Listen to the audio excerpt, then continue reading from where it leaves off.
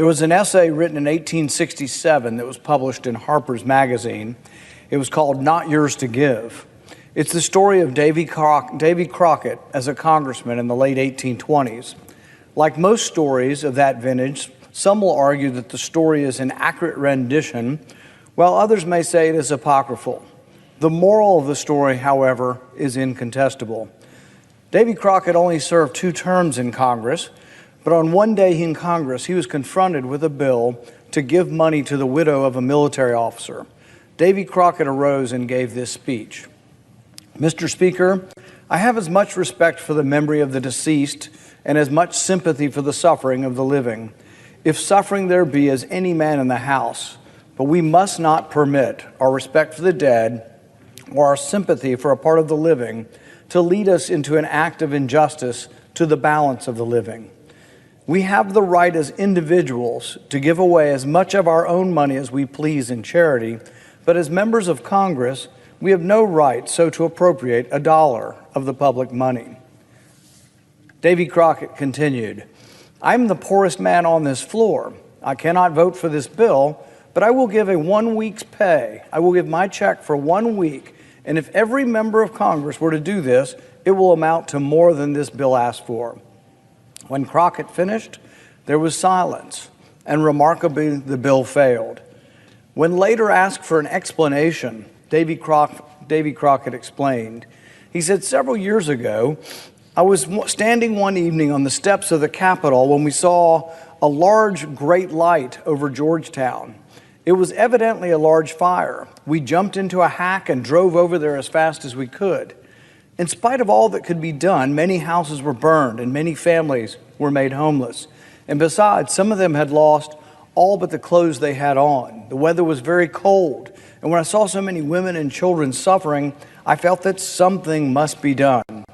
The next morning, a bill was introduced appropriating $20,000 for their relief. We put aside all other business and rushed it through as soon as it could be done. Later in the year, when Davy Crockett was back in Tennessee, he ran into a constituent by the name of Horatio Bunce.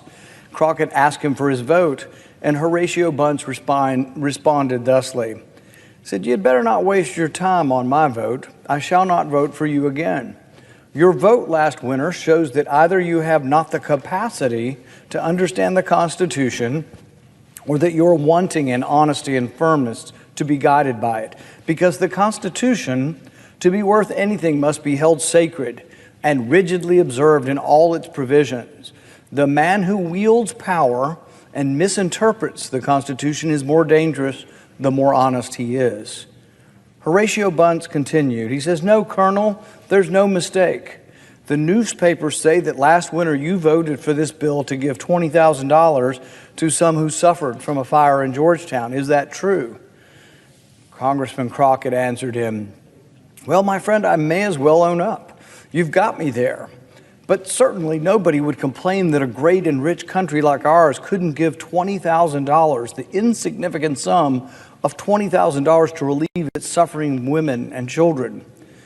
Horatio Bunce replied to Congressman Crockett. He said, "The power of collecting and dispersing money at pleasure is the most dangerous power that can be entrusted to a man. While you are contributing to relieve one, you are drawing it from thousands who are even worse off than he. If you had the right to give anything, the amount was simply a matter of discretion with you, and you had as much right to give 20 million as to give 20,000. If you have the right to give to one, you have the right to give to all. And as the Constitution neither defines charity nor stipulates the amount, you are at liberty to give to any and everything which you may believe or profess to believe is a charity, and to any amount you may think proper. No, Colonel Crockett, Congress has no right to give charity. Individual members may give as much of their own money as they please, but they have no right to touch $1 of the public money for that purpose. If twice as many houses had burned in this county in Tennessee as had in Georgetown, neither you nor any other members of Congress would have thought of appropriating $1 for our relief." Bunce informed Crockett that if each congressman had shown their sympathy for the fire victims by giving 1 week's pay, it would have nearly covered the cost. But it was easier simply to give other people's money. Bunce continued, "The people about Washington no doubt applauded you for relieving them from the necessity of giving by giving what was not yours to give. The people have delegated Congress by the Constitution the power to certain things. To do these, it is authorized to collect and pay monies, and for nothing else. Everything beyond this is usurpation and a violation of the Constitution. So you see, Colonel, you have violated the Constitution in what I consider a vital point. It is a precedent fraught with danger to the country, for when Congress begins to stretch its power beyond the limits of the Constitution, there is no limit to it and no security for the people. Today we are faced with a vastly greater sum of money than $20,000. We are faced with $40 billion to be gifted to Ukraine.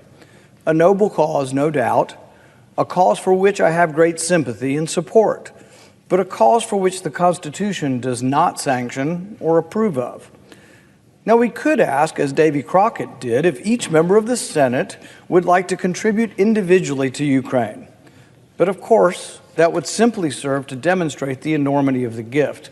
To come up with $40 billion, each senator would need to give $400 million. Not a likely scenario. It's much easier to spend such exorbitant amounts if you're spending someone else's money.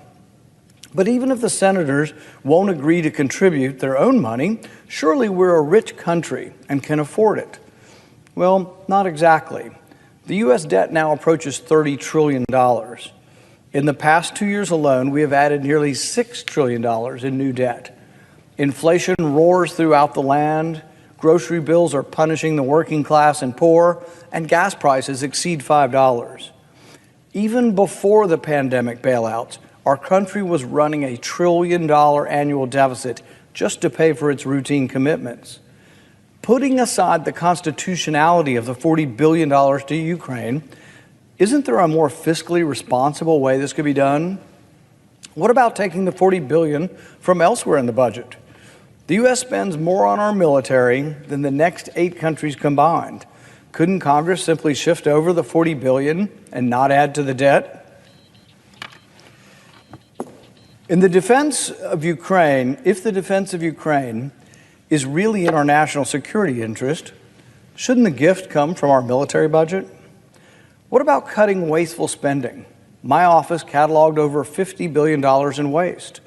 I don't know about you, but couldn't we cut programs like the $1 million study to see if taking selfies of yourself while smiling and then looking at these selfies later on, if that makes you feel good? Or couldn't we cut the budget of the National Science Foundation that spends billions of dollars studying such burning questions as, do Panamanian city frogs have a different mating call than the country frogs?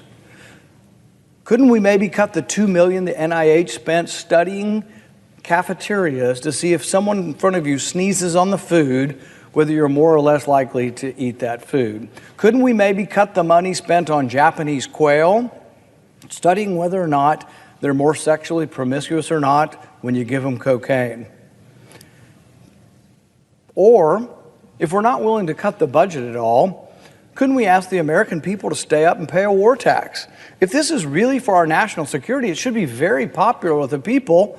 Why don't we offer to tax them in exchange for this? Guess what? The American people don't want to cut spending anywhere in the budget, at least their representatives don't. They don't want to pay any taxes for this. They just say, put it on my tab. But we've been doing that for decades, and that's why we have a $30 trillion debt, and that's why we have roaring inflation. If you want to pay for this with a tax, you could triple the gas tax. I'm guessing that's going to be really popular, and people really want to send this money, so badly that they'd be willing to triple the gas tax. If we were honest, that's what the people who are for this would propose. Now, that would guarantee $5 gas for the foreseeable future. Alternatively, Congress could raise the income tax about $500 for every American taxpayer. I'm sure that would be popular, And for the people who think it's a great idea to send $40 billion overseas, why don't they just be honest with people and tax them? Here's your bill, Mr. and Mrs. America, $500 a taxpayer, and then what will it be paid for? No, it's like everything else. Put it on our tab. Well, Uncle Sam's tab is full. It is complete. To be clear, I'm not for raising taxes to finance Ukraine's defense, but it's irresponsible to simply borrow more money. To borrow the money from China simply to send it to Ukraine makes no sense and makes us weaker, not stronger. But let's be honest. Most of Congress doesn't seem to care about the debt, doesn't seem to care how much money we shovel out the door and out of the country. Why? Because it's not their money. Every day, Milton Friedman's statement is proven correct, that nobody spends somebody else's money as wisely as their own. I doubt the big spenders in Congress will ever consider spending any of their own money, but Americans across the land should sit up and notice and attach blame to these profligate spenders. In the past 3 months, bipartisan majorities, Republicans and Democrats, have added over $100 billion to the debt. Now, these same big spenders are proposing another $50 billion next week to bail out restaurants. Restaurants that have been primarily injured by overzealous Democrat governors and their edicts. There are ramifications to this mountain of debt. Make no mistake, inflation is here and it's rip-roaring and on the rise. Just as aiding the victims of fire in Georgetown during the days of Davy Crockett ignored the misfortune of the suffering people in lands too distant from Washington to be noticed, so too does today's deficit spending to be sent overseas ignores the pain and suffering and the inflation that is caused by that debt on everyday American families. Inflation is simply an increase in the money supply. It comes from the Federal Reserve buying the U.S. debt. M2 is a measure of the money supply. For the last 3 years, it's been going up at about a 15% rate. So we shouldn't really be surprised that there's inflation because inflation is an increase in the money supply. In January of last year, the annualized rate of the M2 expansion, the monetary expansion, was 27%. No one should be shocked. We have inflation. We have rising prices in the grocery store. We have rising prices at the pump because we borrowed too much money. We went heavily in debt and the Federal Reserve is buying the debt. All of this so-called free money floods the market and chases prices higher. Adding to our debt will only make the problem worse. So yes, our national security is threatened, not by Russia's war on Ukraine, but by Congress's war on the American taxpayer. The vast majority of Americans sympathize with Ukraine and want them to repel the Russian invaders. But if Congress were honest, they'd take the money from elsewhere in the budget or ask Americans to pay higher taxes or, heaven forbid, loan the money to Ukraine instead of giving it to Ukraine. But Congress will do what Congress does best, spend other people's money. I, for one, will not. I will vote no. Somehow, somewhere, a voice of fiscal sanity must remain vigilant, must remain stalwart and steady in a sea of fiscal madness.